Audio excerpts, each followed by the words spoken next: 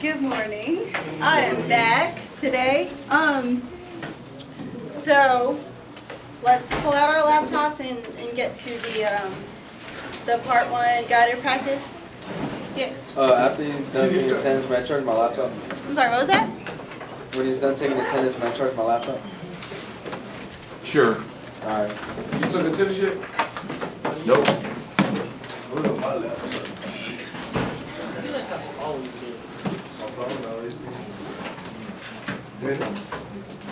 What's up? It's dead. I'm waiting for him to take attendance. Okay. So let's just get our objective up, where you guys will be typing in your introduction today.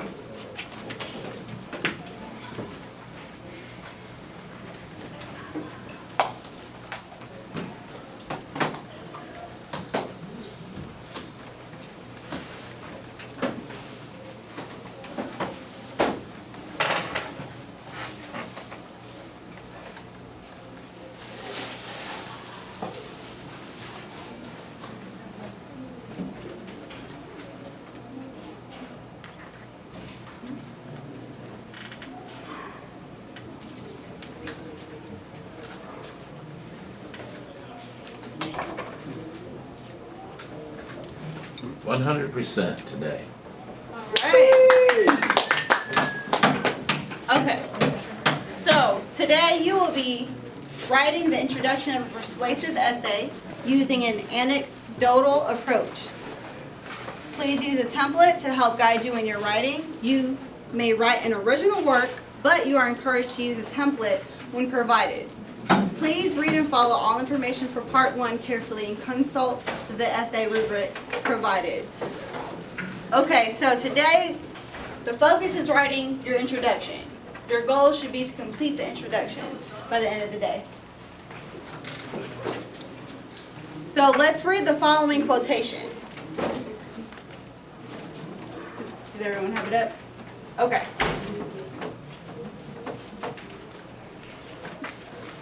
Be thankful for what you have. You'll end up having more.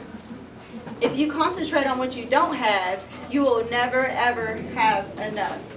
That is a quote by Oprah Winfrey. Again, for those who don't have it up yet, be thankful for what you have. You'll end up having more. If you concentrate on what you don't have, you will never ever have enough.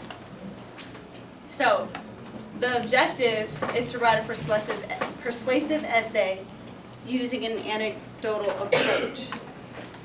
Can anyone tell me, or can anyone give me an idea of what this quote means? Can we discuss that? What have you gathered from this quote? Because you have to write about it. You got to write an essay. Be grateful for what you have. Being humble. Be humble. And if you're humble, then what? What will your rewards be? Like, what would you get in return? You get better things next time. Okay, better things next time. You'll gain better things if you're humble. What was that? Better opportunities in life. Better opportunities if you're humble. Okay. Who all agrees with this quote? Be thankful for what you have. You'll end up having more. If you concentrate on what you don't have, then you'll never have enough. Ever. Who all agrees with this quote? Who all disagrees? Okay. So most of our essays will be agreeing with this quote, right? So let's discuss what an anecdote means. Who all knows what anecdote means? Who can tell me what it is? Who can tell me what it is? Oh, what? Anecdote. Is it like a little story? A little story that does what? Something about yourself.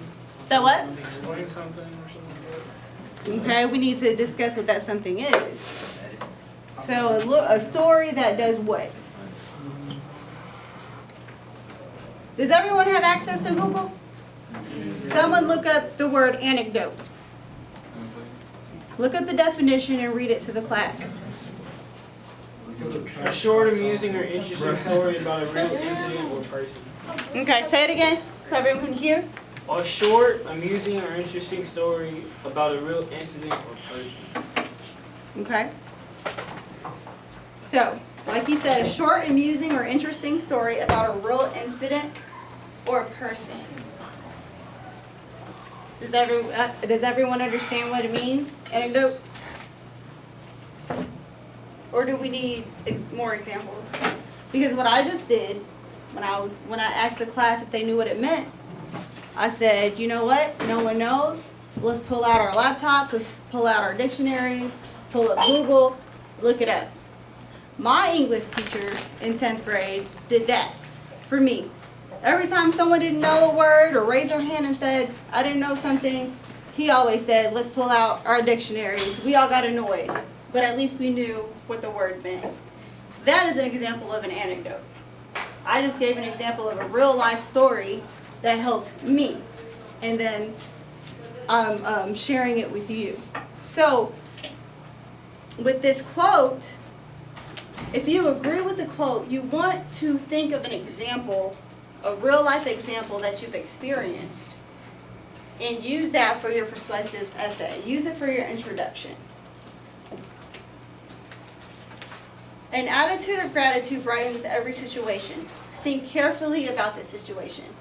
Write an essay about whether or not it's best to be thankful even in difficult times. Your introduction includes a hook, claim, and transition into your anecdote. Choose one of the templates below and fill in the incomplete ideas. Your quote below should be related to your claim. So whatever you're quoting that happened in your life, it should relate to what you're agreeing to, your thought on this quote. As you'll see, it may be supportive or contradictory. So we have the quotes here, or the templates. Now, I came up with some other examples that you can start off with. Introductions should usually start off with, what's the purpose of an introduction? I'm sorry, let me start there. Grab the reader's attention. Grab the reader's attention. So you want to say something interesting, right? Okay. You can start off with a quote. You can start off with an experience. And so the template that was provided for you says, my blank used to say. And my mom used to say this. You can also start off with, I once heard. Or, I heard this quote before. Make sure it relates to what the quote is that you're trying to justify, trying to agree with. There was this one time when I did this. And it proved that, yes, we should be grateful for what we have now. I can remember this one time. I can recall this one time when. So those are all ways you can start your introduction.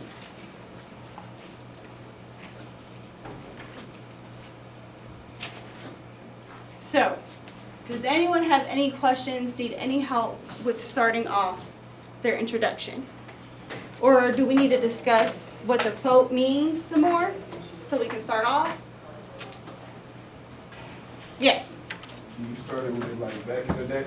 Back in the day, yes. Back in the day when, of course, as long as it's an experience that you have and you can express. Yes, you can start off with that.